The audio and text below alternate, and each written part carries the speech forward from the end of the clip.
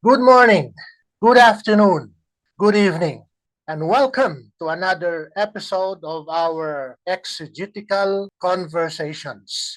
Today we are going to continue on Luke chapter 15, popularly known as the parable of the prodigal son.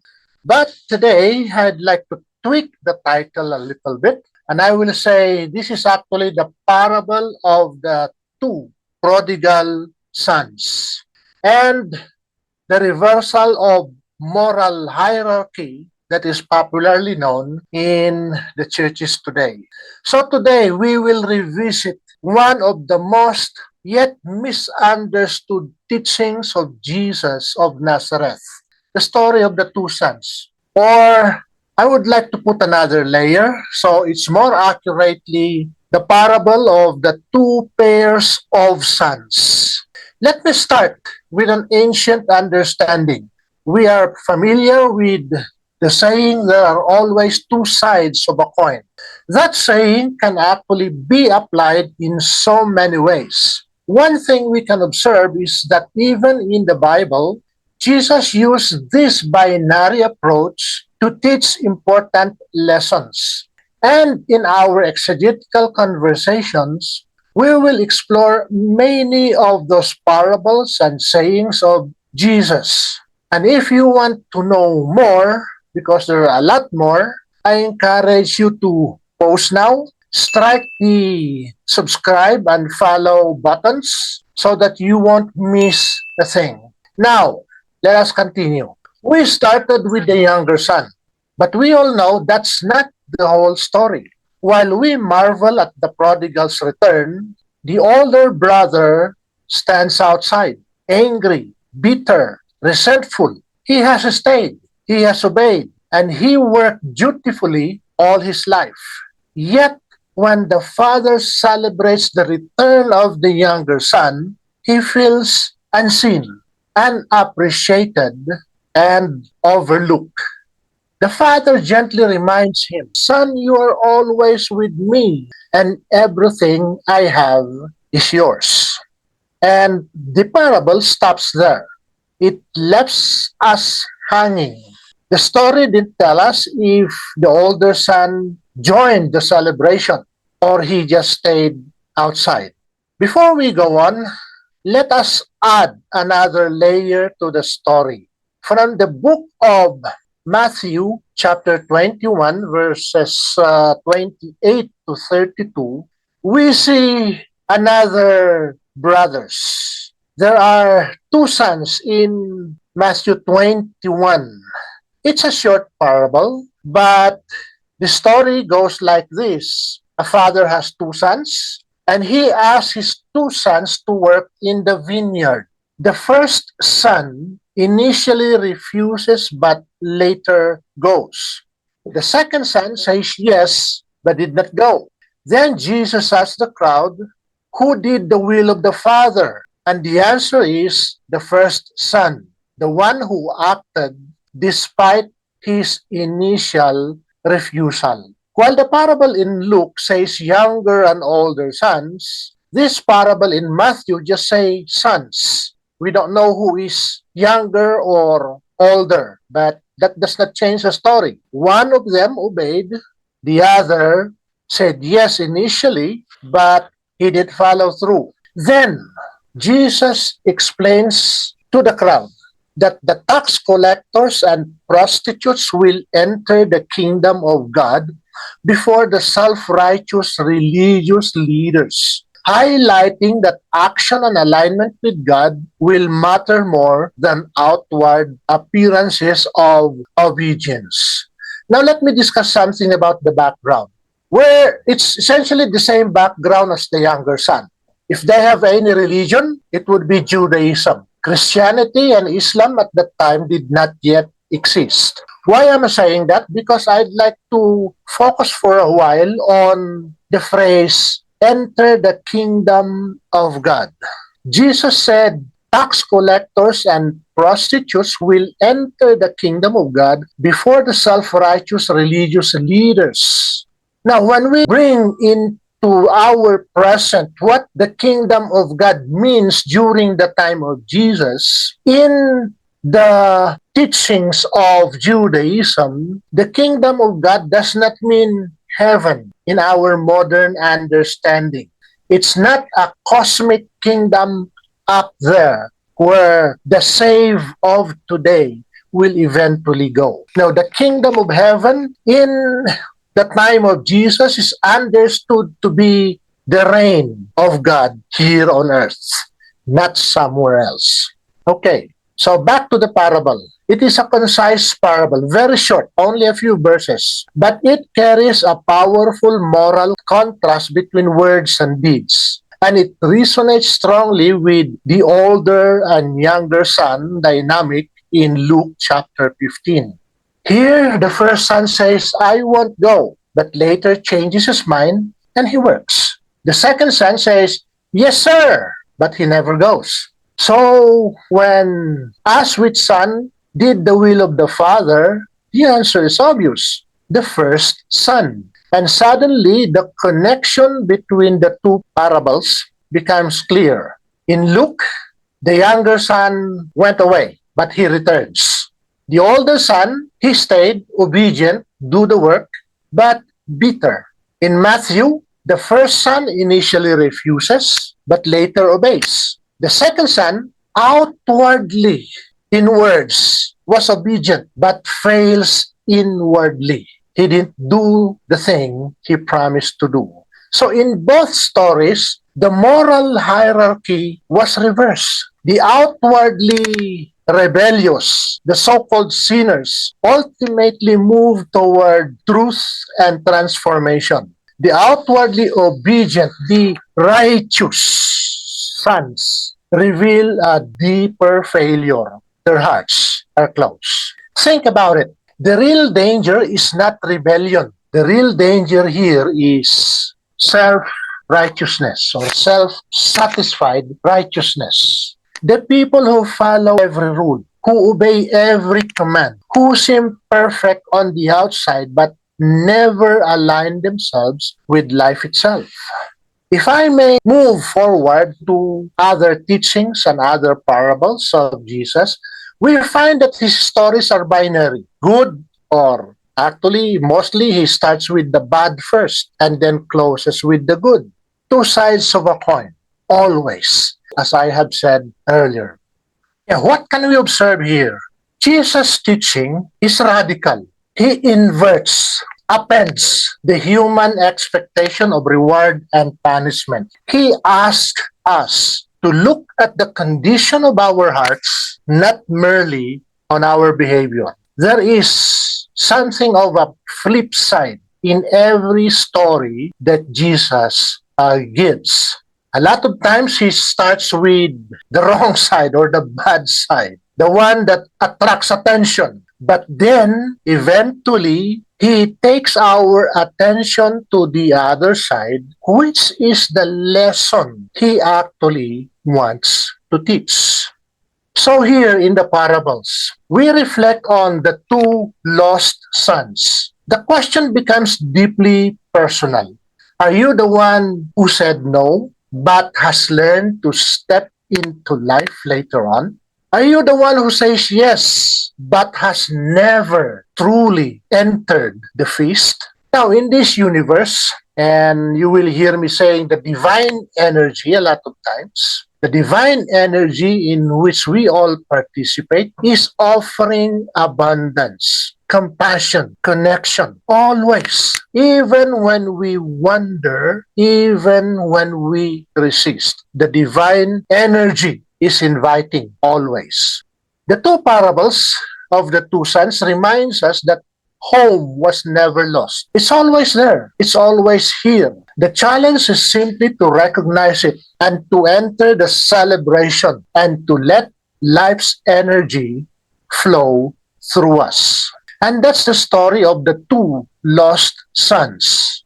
Two parables, one teaching, and a mirror for every human heart. There are many more stories and parables in the Bible with a flip side. The parable of the talents, the shrewd manager, and most specially and most clearly in a way, the sheep and the goats, and many more. But for now, let us continue with Luke chapter 15. Let us again look at the older son who is actually the actual center of the parable. Why? Because again, all the parables of Jesus have two sides.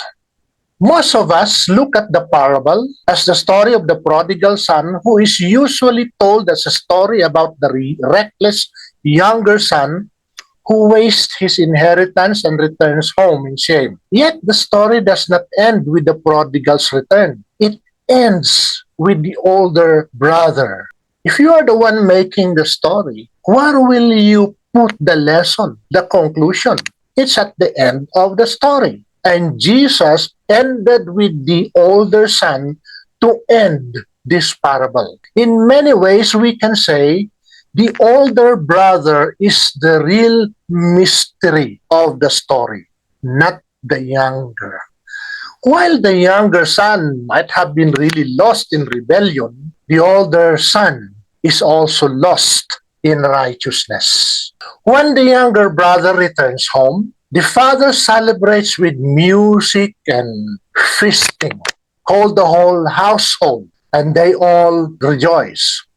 But the older brother stands outside the house, bitter, angry, resentful. Now, this is crucial. The text says he refused to enter the celebration. Celebration. It's not a 10-minute celebration. They butchered a sheep, remember? Okay? It's not an hour of celebration. It's not a half day of celebration. It could be a whole day and whole night and maybe even extended time of celebration. But the article just say to us, the older son refused to enter. So for the whole time that people were celebrating, this older son was out there, sulking in a corner, angry, bitter, sorry for himself. Now, the story reveals to us something profound. The older son has always been physically close to the father, but physical closeness does not really mean closeness emotionally or a closeness with the heart. Yes, he had stayed, he had worked, he had obeyed, yet there is a gap between him and the father. He had never understood the father. When the father comes out to plead with him, the older son speaks words that expose his inner world. He said, "All these years I have been serving you, and I never disobeyed your command. Yet you cannot even butcher a sheep for me." Notice his language. He used the words serving and command. All these years I have been serving you. I have never disobeyed your command. Do you know people like this today? Close but distant, malapit pero malayo. Well, my Tagalog listeners will understand that. The older son did not see himself as a son living in freedom. He saw himself as a servant earning approval. I can put a sermon here, but we are on exegetical conversation, so I would like to avoid going away from the text. But we can see that in this moment, the parable quietly exposes a spiritual disease. Then and now, people look at spirituality or religion as a religion of merit. They are earning positive points. The older brother believed that love must be earned through obedience. Externally, the older son was righteous. He stayed, he obeyed, he worked. But internally, he was bitter all the time. The return of the younger son did not create the resentment. The return of the younger son revealed the resentment. Many people today live this way, and many people in religion today live this way. They work, they are moral, they are disciplined, they attend prayer meetings, they pray, they fast, and make the list. Okay? But somehow, when they see what's outside of their holy world, they look at it with resentment. Because they are moral, they believe that life owes them recognition for their goodness. The tragedy of the older brother is not rebellion, it is resentful virtue.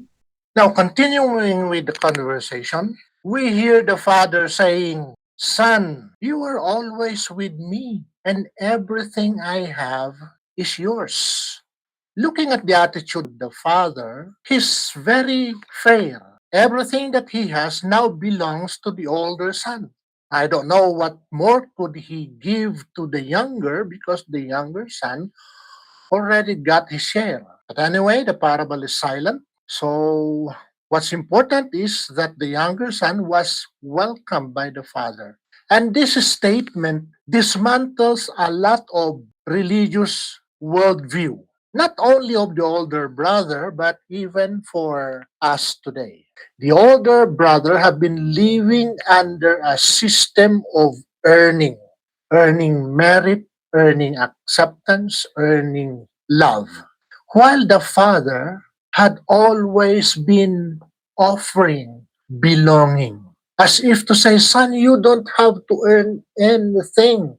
You belong to me.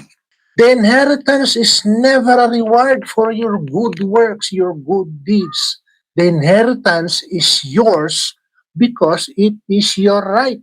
It was already his, but he does not have the realization of belonging. Now, we as a deist believe that the divine is the energy that sustains everything in the universe, present in all life, present in the rocks, in the trees, in the leaves, in the air, in the water. And if we belong to the divine energy or to God, life then is not a test to earn cosmic approval. It is life is an invitation to participate in the divine existence. The older sun represents a human tendency to transform the living universe into a moral accounting system. He believes that goodness accumulates credit while failure accumulates debt. The parable dismantles this bookkeeping type of thing. He invites the older son to recognize what was always true. And that is the lesson we can take from the parable. The actual center of the parable, I should say, is actually the older son. You see, when Jesus speaks in the parable, it is not particularly addressed to what the world or what that world calls sinners, the taxpayers and the publicans, and no, there's always a flip side. And as I said in the other parables, the parable of the shrewd manager, the parable of the talents, the parable of the sheep and the goats, Jesus flips the story so that the expected conclusion that is rewarding the goodness of people, the works, the good works of the people, should be the one that will be appreciated. But he looks instead into the heart. That's why he can say the prostitutes, the sinners, the taxpayers have been entering into the kingdom of heaven ahead of the holy ones. And again, the kingdom of heaven in that context, before Christianity and before Islam, the kingdom of heaven is not a paradise somewhere in the afterlife. It is a present reality in the here and now. There will be more lessons like this. There will be more stories that we can learn how Jesus flipped to give the moral of the stories. But for now, I will end here. Again, may I ask, click that follow button and subscribe so that you won't miss a thing. You won't miss any episode. And you are welcome to react, to send me message, to send me questions so that we can actually make this page, this program, a real conversation. For now, again, thank you. I also would like to invite you to listen to our music. Just look at my name and look at the other collection so that we can fellowship in so many ways. Thank you and God bless.